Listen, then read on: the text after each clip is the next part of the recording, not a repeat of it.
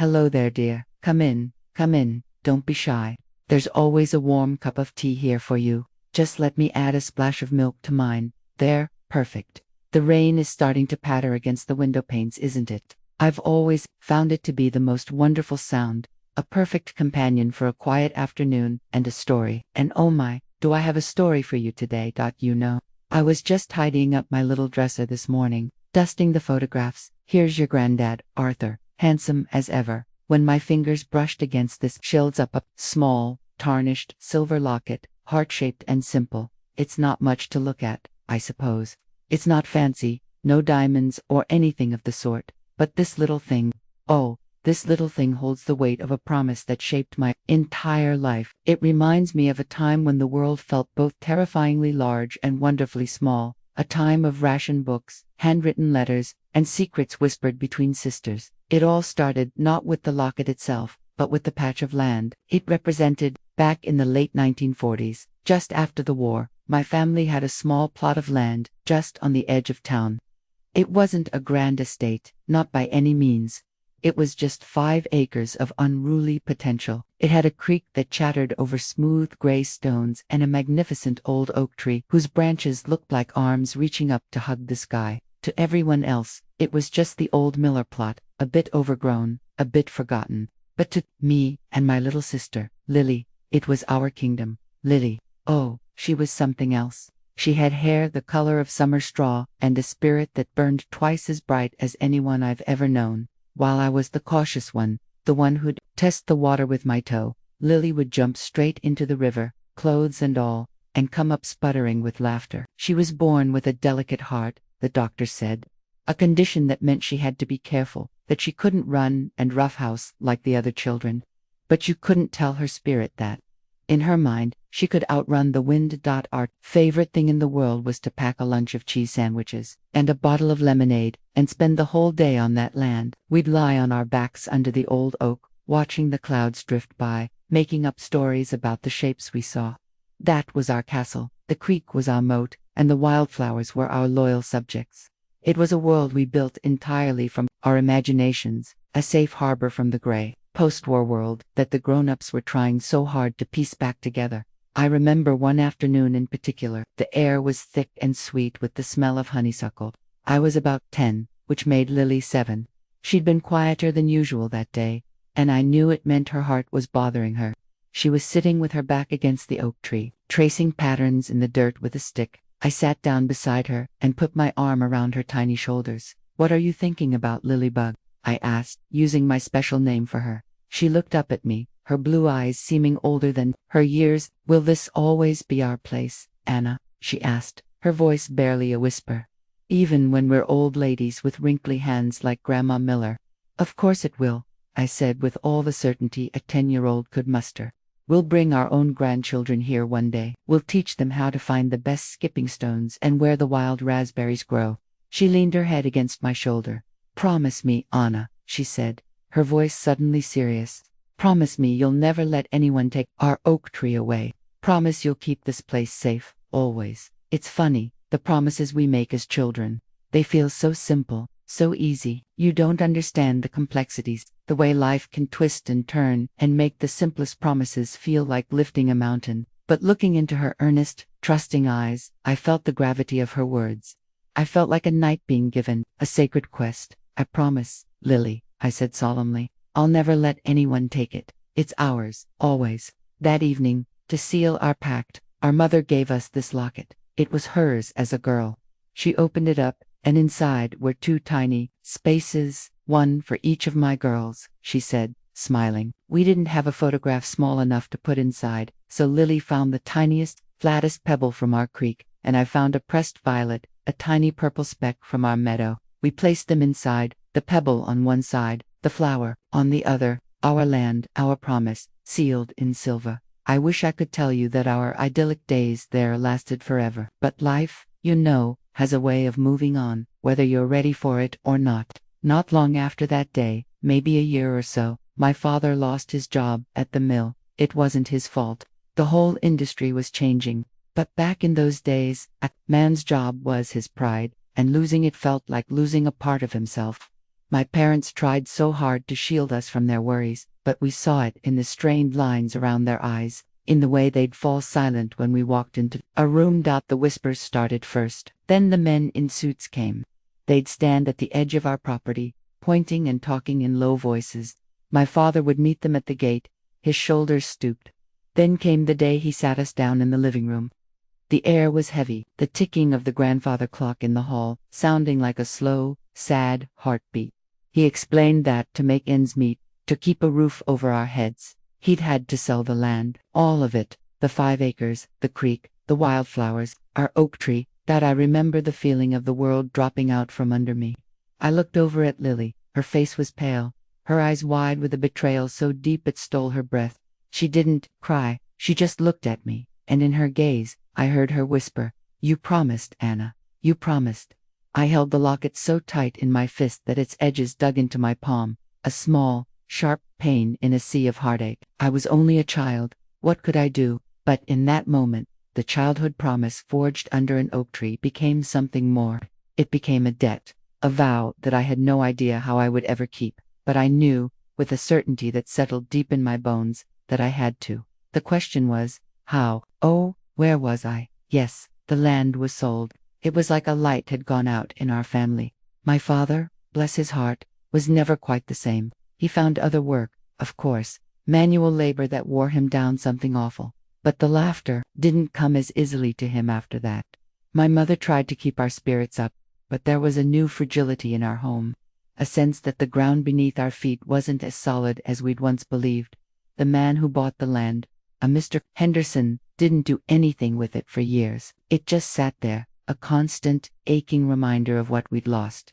Sometimes, Lily and I would walk to the edge of the property and peer through the fence he'd put up. The wildflowers grew even wilder, the grass taller. The old oak tree stood there, resolute, like it was waiting for us. Every time we stood there, I'd feel Lily's small hand slip into mine, and I wouldn't have to look at her to know the question in her eyes. It was a silent conversation we had 100 times. "You promised," her silence said. "I know," mine replied. The years began to tick by, as they do. We grew from girls into young women. I finished school and took a job as a typist in a solicitor's office downtown. It was tedious work, the click-clack of the typewriter keys, the soundtrack to my days, but it was a steady wage. Every week, I'd take a little portion of my pay, just a few shillings at first, and put it in a tin box I kept hidden under a loose floorboard in my bedroom. It was my oak tree fund. It was a foolish, childish dream, really. The amount of money I was saving was a drop in the ocean compared to the value of land. But it was the only thing I could do. It was my way of keeping the promise alive, even if only in my own heart. Lily, meanwhile, was blossoming. Her health was still a worry, always a shadow in the corner of our lives, but her spirit refused to be dimmed. She couldn't take a normal job, but she had a remarkable talent for sewing and embroidery. She'd spend her days by the window, her needle flashing, creating the most beautiful designs on tablecloths and handkerchiefs. She was the artist, the dreamer. I was the practical one, the one with the tin box under the floorboards. We were two sides of the same coin, really. Her dream, my determination. And then there was Arthur. Oh, Arthur.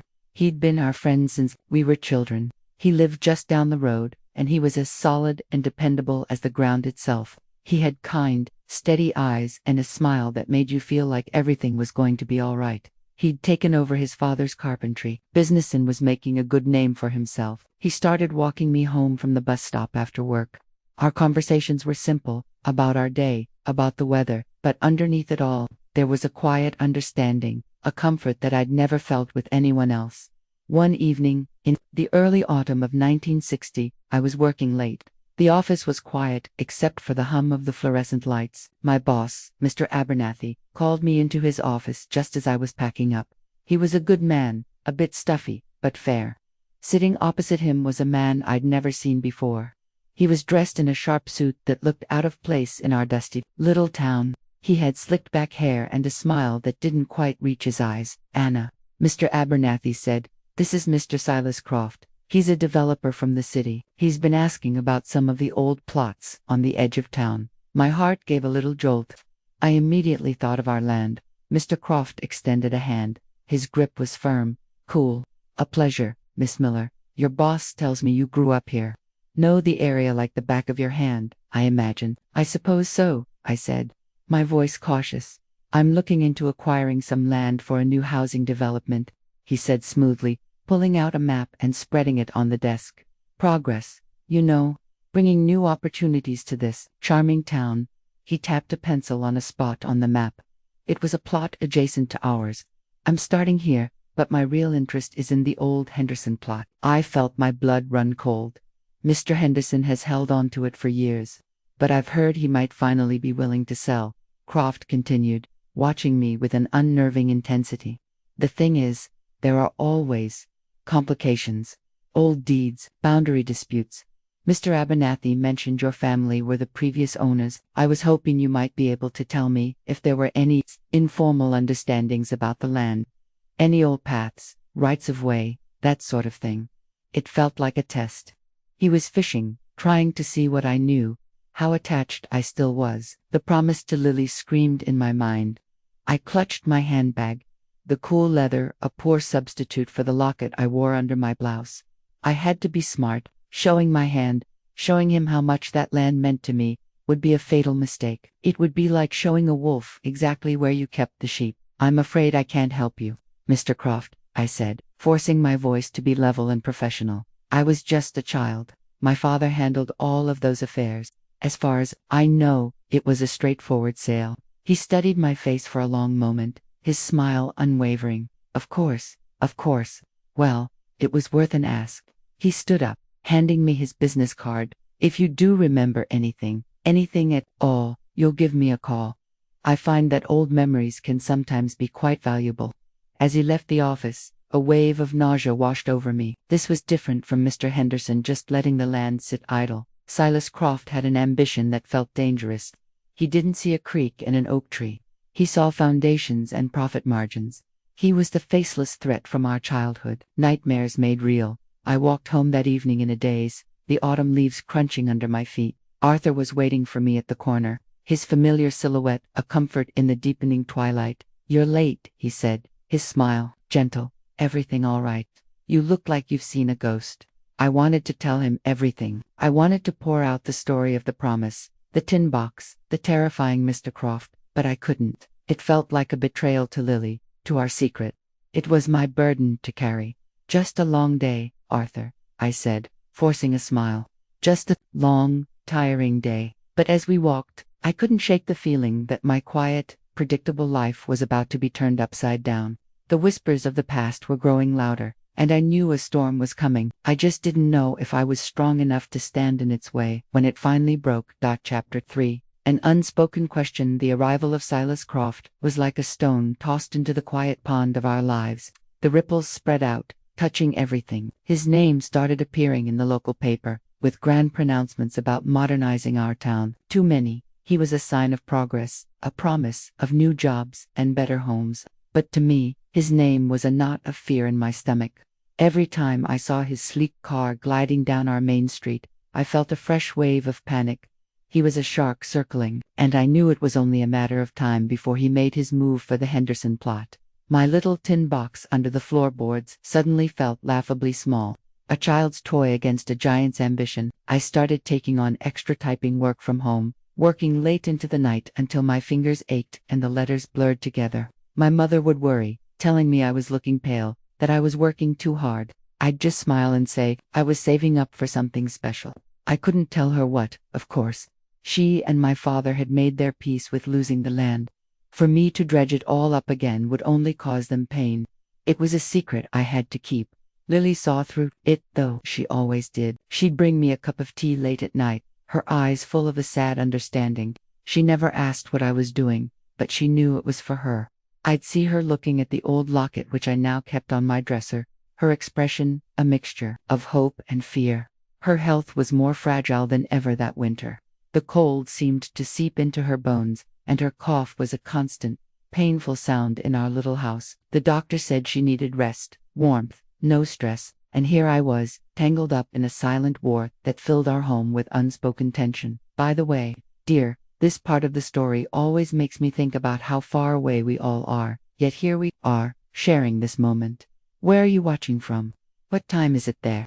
I'd love to hear from you in the comments below. It makes the world feel a little smaller, a little cozier, knowing we're sharing a cup of tea across the miles. Arthur continued to be my rock. Though he was a rock I kept at arm's length. He was patient, so patient. He would help my father with repairs around the house, or sit with Lily and make her laugh with his silly jokes. He never pushed, never demanded to know what was troubling me, but I could see the question in his eyes. One evening, as we stood on my front porch under the pale glow of the street lamp, he took my hand. "Anna," he said, his voice soft.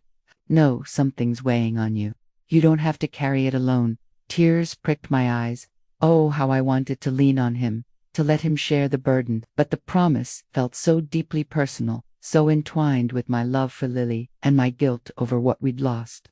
Sharing it felt like diluting it, like admitting I wasn't strong enough on my own. "It's just family things, Arthur," I mumbled, pulling my hand away. "You know how it is." The hurt in his eyes was a fresh pang of guilt. "I see," he said quietly.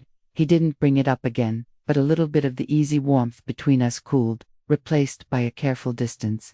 I had built a wall around my secret, and I was beginning to realize I was trapping myself inside it. The inevitable news came in the spring. It was a small notice in the paper. The arrival of Silas Croft was like a stone tossed into the quiet pond of our lives. The ripples spread out, touching everything. His name started appearing in the local paper, with grand pronouncements about modernizing our town. Too many. He was a sign of progress, a promise of new jobs and better homes. But to me, his name was a knot of fear in my stomach. Every time I saw his sleek car gliding down our main street, I felt a fresh wave of panic. He was a shark, circling, and I knew it was only a matter of time before he made his move for the Henderson plot. My little tin box under the floorboards suddenly felt laughably small. A child's toy against a giant's ambition. I started taking on extra typing work from home, working late into the night until my fingers ached and the letters blurred together. My mother would worry, telling me I was looking pale, that I was working too hard. I'd just smile and say I was saving up for something special. I couldn't tell her what, of course. She and my father had made their peace with losing the land. For me to dredge it all up again would only cause them pain. It was a secret I had to keep. Lily saw through it, though. She always did. She'd bring me a cup of tea late at night, her eyes full of a sad understanding. She never asked what I was doing, but she knew it was for her.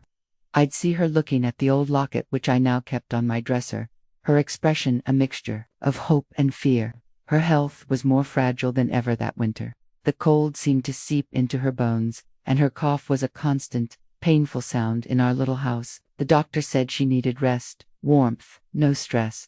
And here I was, tangled up in a silent war that filled our home with unspoken tension. By the way, dear, this part of the story always makes me think about how far away we all are, yet here we are, sharing this moment. Where are you watching from? What time is it there?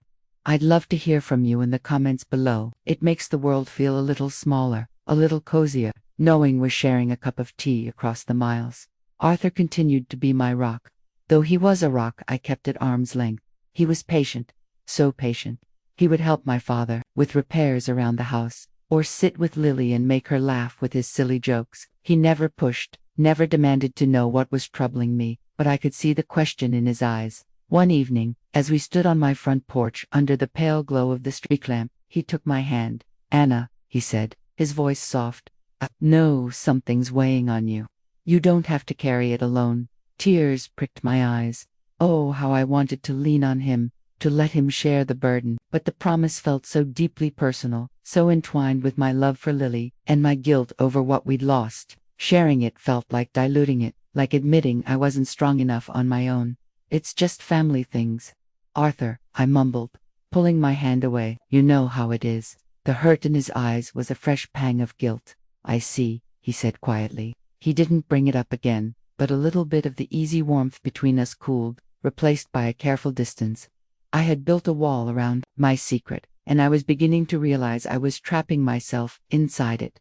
The inevitable news came in the spring. It was a small notice in the paper. Henderson plot sold to Croft Developments. My heart sank like a stone. He had it. He actually had it. I read the lines over and over, hoping the words would change. A few weeks later, a large sign went up on the fence. future home of the Oakwood Estates, it read, a cruel irony that used our own beloved tree in its branding. Below, a stylized drawing showed neat little houses, identical and sterile, crammed together. Right where our oak tree stood, the drawing showed a cul-de-sac. They were going to tear it down. That evening, I couldn't bear to be in the house. I walked, my feet carrying me towards the only place I wanted to be. I stood at the fence, clutching the cold metal wires, and stared at our land. His land. The sign was a garish scar on the landscape. It was a tombstone for our memories. All the sleepless nights, all the aching fingers, all the shillings in my tin box. It was all for nothing. The fight was over before it had even begun. I slid down to the ground, my back against the fence, and finally, I let myself cry. I cried for my father's lost pride, for my mother's quiet worries, for Lily's fragile health. I cried for the 10-year-old girl who had made a promise she couldn't keep. The locket felt heavy and cold against my skin, a symbol not of a promise, but of my failure. I don't know how long I sat there, but eventually, I heard footsteps. I looked up to see Arthur standing there, his face etched with concern. He didn't say a word. He just sat down on the damp ground beside me, his shoulder a steady presence next to mine. We sat in silence for a long time, watching the stars begin to appear in the purple sky. It was about this place, wasn't it? He finally said, his voice gentle. All the late nights, the worry. It was always about this land. My tears started afresh, but this time they were quiet. I nodded, unable to speak. Tell me, he said, and so I did. Under the shadow of our stolen oak tree, I told him everything. I told him about the kingdom Lily and I had built, about the promise made on a sunny afternoon, the locket with the pebble and the flower, the tin box under the floorboard, the terrifying Mr. Croft. I let the wall crumble, and the relief of it was immense, like taking a breath after being underwater for too long. When I finished, he didn't offer easy platitudes. He didn't say, "It will be all right."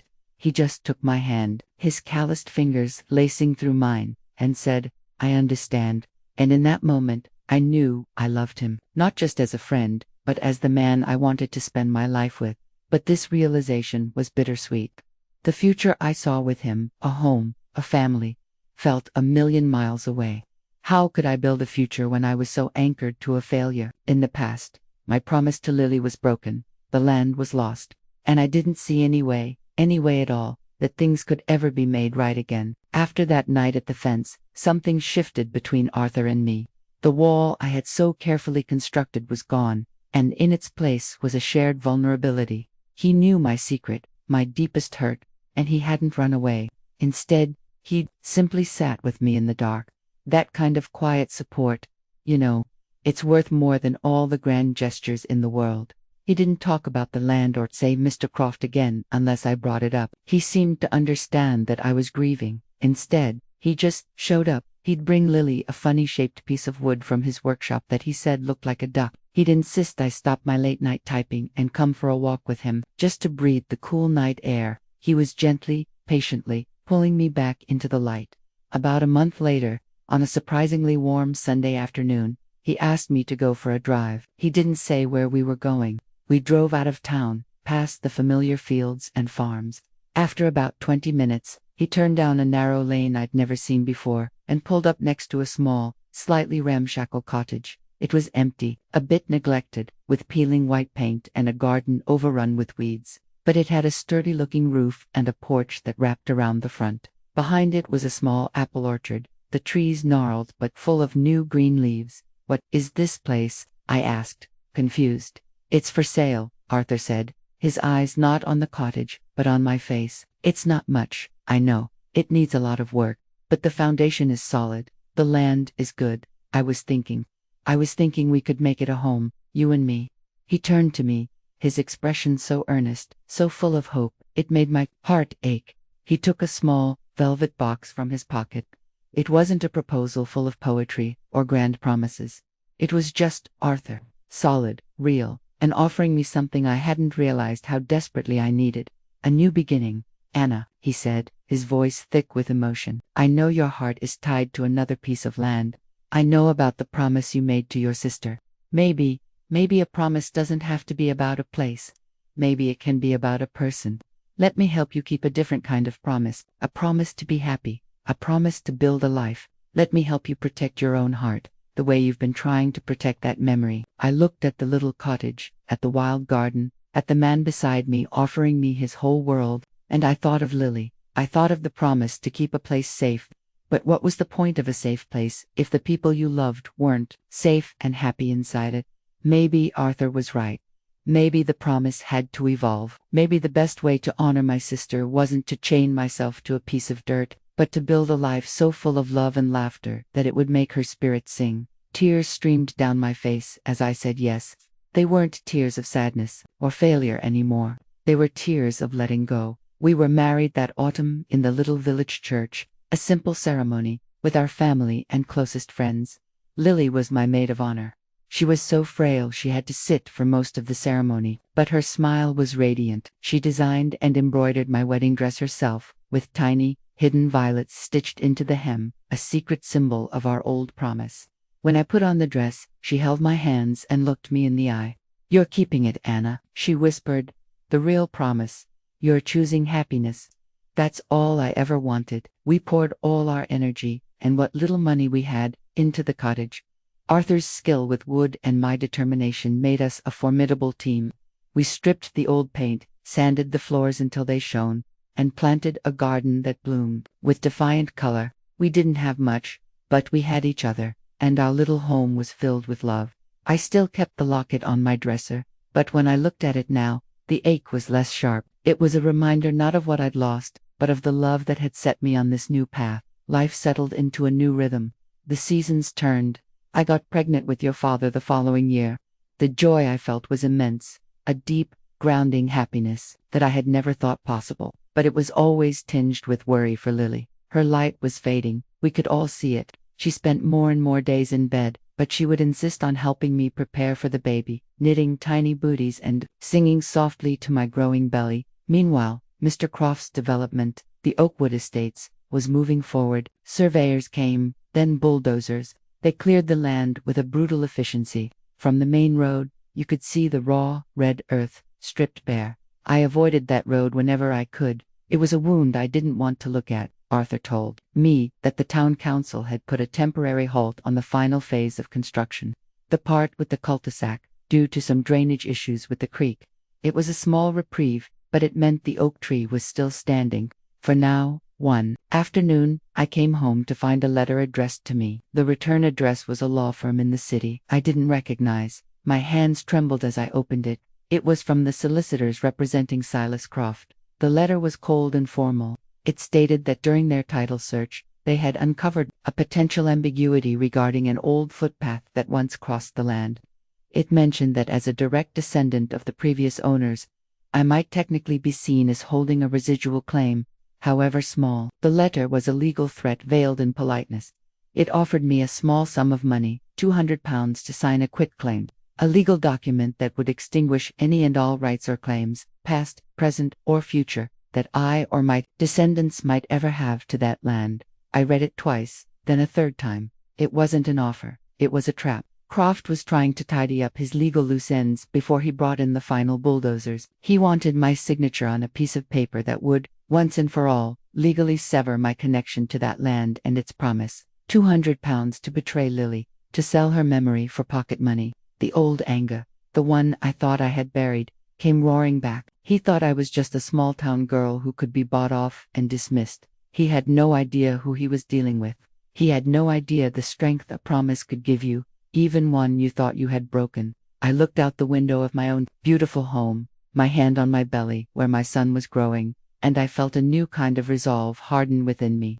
The fight wasn't over after all. It had just changed. And this time, I wasn't alone. Holding that letter from Croft's lawyers, I felt like a sleeping bear that had just been poked with a stick. For months, I had focused on building my new life with Arthur, on the joy of our coming child. I had convinced myself that I'd made peace with losing the land. But this letter, this dismissive, arrogant attempt to buy my silence for a pittance, it reawakened everything. It wasn't just about the land anymore. It was about principle. It was about the memory of my sister and the dignity of my family. That evening, I showed the letter to Arthur. He read it slowly, his brow furrowed. When he looked up, his expression wasn't worried or dismissive. It was angry. "The nerve of that man," he said, his voice a low growl. "He thinks he can just bully people into getting what he wants." "What do we do, Arthur?" I asked, my own anger now mixed with a familiar sense of helplessness. "We can't afford a lawyer to fight him. £200. It's a lot of money for us right now. With the baby coming, we're not taking it," he said, his voice firm, leaving no room for argument. "We don't need his blood money. There has to be another way." That night, neither of us slept much. The next morning, Arthur said he was going to the town hall. He was going to look at the planning permissions, the survey maps, anything he could find about Croft's development. I, on the other hand, had a different idea. I thought about what Mr. Croft had first asked me, all that time ago in Mr. Abernathy's office. He'd been fishing for information on old deeds, informal understandings, rights of way, and then his lawyer's mention of potential ambiguity about a footpath. It was a tiny thread, but it was all I had. I went to my parents' house. In their attic, there was an old trunk full of my grandparents' papers, dusty documents, old photographs, and letters tied with faded ribbon. My mother thought I was mad, rummaging around in the dust and cobwebs in my condition. "Anna, what on earth are you looking for? You'll catch your death of cold up there." "I'm not sure, ma'am," I replied, my voice muffled. "Just a feeling.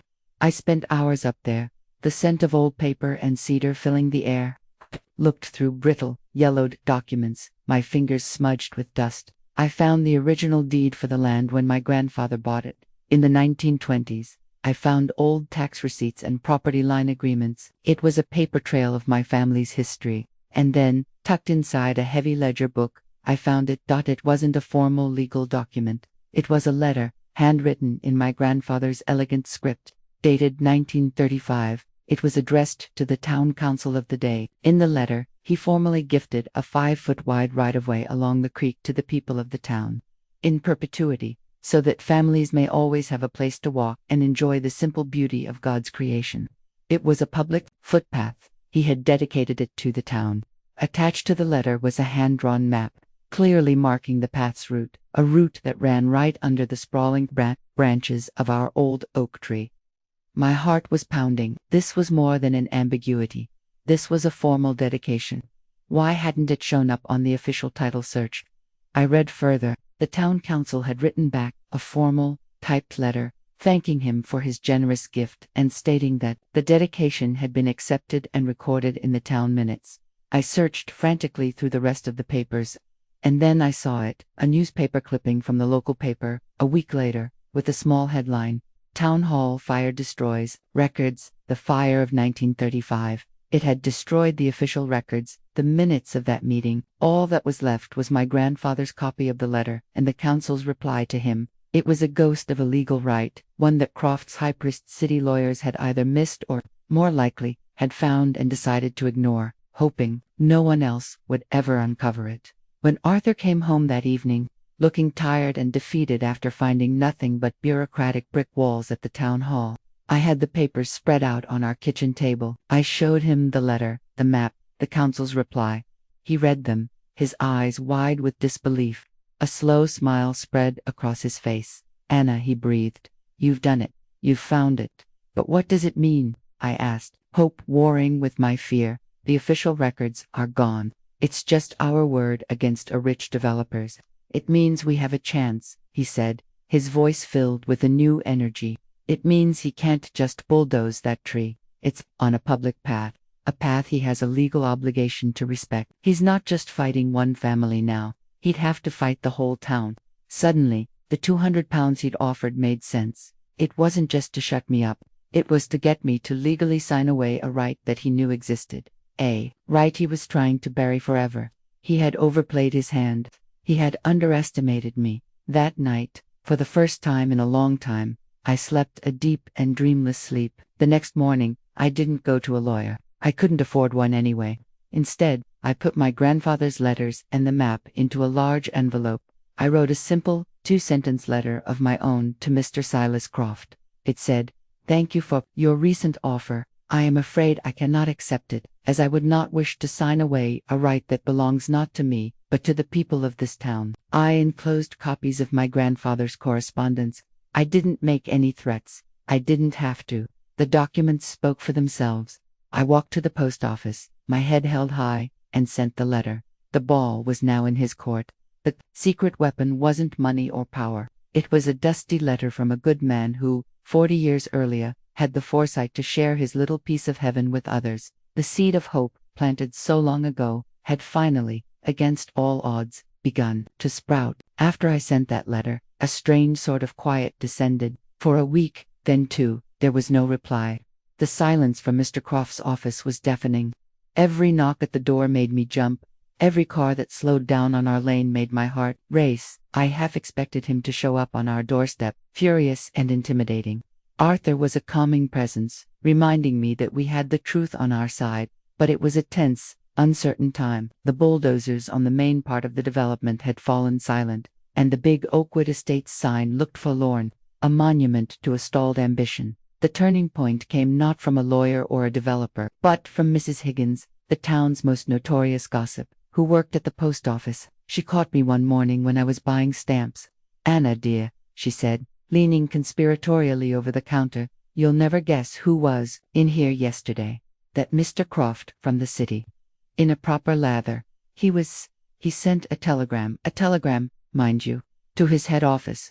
I couldn't help but see a few words. Something about unforeseen public access and major survey revision. Sounds like someone's thrown a spanner in his works." She winked at me, and in that moment, I knew. My letter had landed exactly as intended. A few days later, a new, much smaller notice appeared in the paper.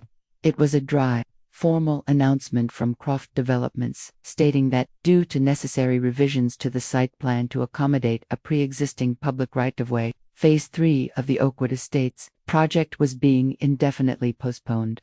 There was no mention of the tree, no mention of my family. It was a quiet, face-saving retreat.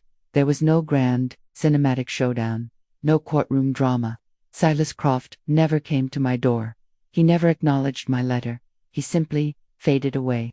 The project was eventually finished, but it was smaller, redesigned around the thin strip of land along the creek. The cul-de-sac was never built, and our oak tree, the silent witness to all our childhood dreams and grown-up struggles, was left untouched. It was a quiet victory, not one with shouting and anger, but with a dusty old letter and a promise that refused to die the day your father was born. Arthur drove me home from the hospital. He didn't take the main road. Instead, he took the long way round, driving down the lane that bordered the old plot. He pulled the car over, and we just sat there for a moment.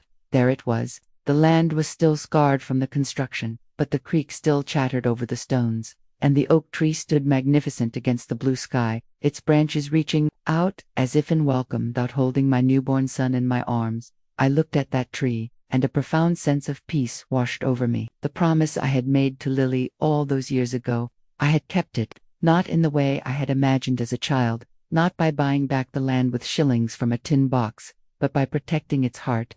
I had protected the one thing she had asked me to save. That weekend, we took a walk, Arthur, myself, and our tiny son wrapped snugly in a blanket. We walked down the newly cleared, but now permanent, public path. We stood beneath the great oak. The ground was still bare around its base, but small green shoots were already beginning to poke through the soil. I reached out and placed my hand on its rough, familiar bark. It felt like coming home. I opened the locket that I wore around my neck. The tiny pebble from the creek and the pressed violet were still there, safe inside. I thought of Lily. She had passed away peacefully in her sleep the winter before, just a few months before her nephew was born. It was a deep, deep sorrow, but I knew she had been at peace. She knew about the letter, about our quiet victory. In her last few weeks, we didn't talk much about the land. We talked about the future, about the baby, about the life I was building with Arthur. Her dream had changed, too. It was no longer about a place, but about the people she loved being happy and safe. Standing under that tree, I finally understood. The promise was never about owning 5 acres of dirt. It was about holding on to what it represented: family, memory, integrity, and the part of ourselves that refuses to give up on what is right. It was about honoring the past without being trapped by it. Mr. Croft saw land and saw money. My grandfather saw a creek and a tree and saw a gift for the community. I had been given a choice between those 2 ways of seeing the world, and I had chosen my grandfather's path. The victory wasn't loud, There were no newspaper headlines about our family. Most people in town never knew the full story. But Arthur and I knew, as we stood there, with the breeze rustling the leaves above us and our son sleeping in my arms, we knew we had honored our past and, in doing so, had cleared the path for our future. The debt was paid, the promise was fulfilled, and my heart, at long last, was light. So, here we are, back in my little kitchen, with the rain still whispering against the glass. It's funny, isn't it, how a whole lifetime can be wrapped up in the story of one little piece of land. After that day, when we stood under the oak tree with our new baby, things settled into a beautiful, ordinary rhythm. We raised your father, and then he raised you, in the house with the apple orchard that Arthur and I built with our own hands. We filled it with so much love, so much laughter, made that walk along the creek a family tradition. Every year, on Lily's birthday, we would go and have a picnic under the oak tree. As the children grew, they learned to climb its sturdy branches, just as Lily and I had dreamed of.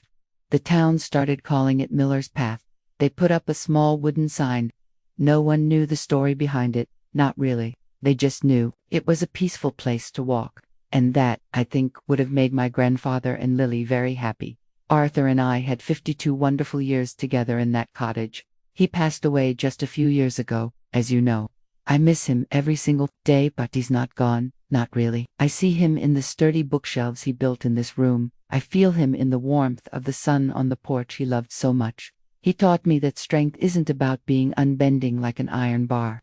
It's about being strong like a tree, able to bend in the wind without breaking, able to find nourishment, even in rocky soil. And Silas Croft, well, his Oakwood Estates was a moderate success, I suppose, but he never tried to develop any other land in our town. I saw him once, years later, at a market in the city. He was an old man then, stooped and gray. Our eyes met for just a second across a stall of vegetables.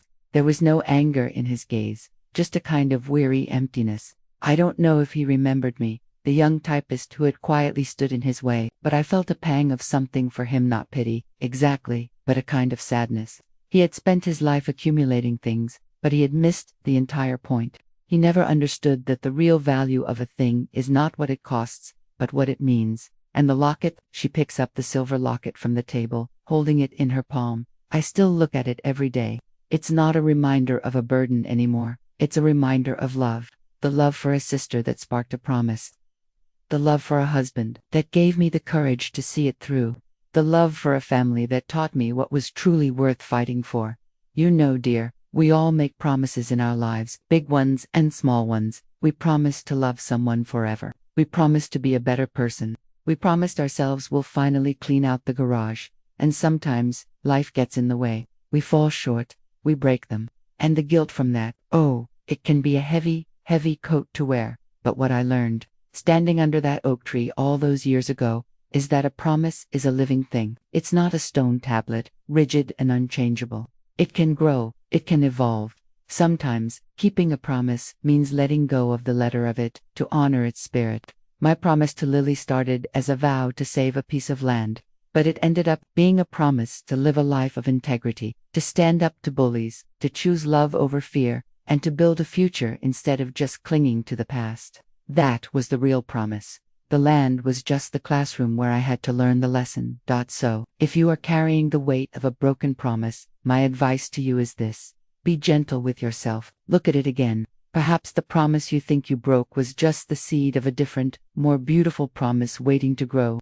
Forgiveness, you see, especially for ourselves, is the soil where that new growth begins. Don't fight the storms of life. You can't stop the rain from falling, but you can learn to build a sturdy roof. You can learn to plant a garden that will flourish when the sun comes out again. And you can hold on to the things that truly matter, not the silver or the land, but the love that makes it all worthwhile.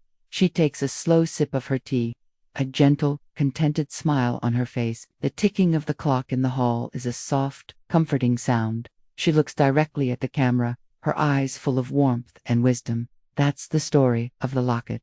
My goodness, I have talked your ear off, but it's been lovely sharing it with you. Thank you for having tea with me today.